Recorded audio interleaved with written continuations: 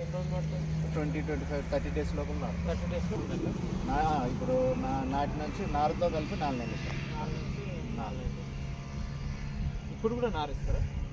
బొట్లు తెచ్చుకోస్తారు. ఇప్పుడు ఆల్రెడీ పోసిన వాళ్ళు 10 రోజులు అయింది. కొంతమంది నాటిరు, ముందు పోసిన వాళ్ళు, రోహిణి గడతలు పోసిన వాళ్ళు నాటిరు.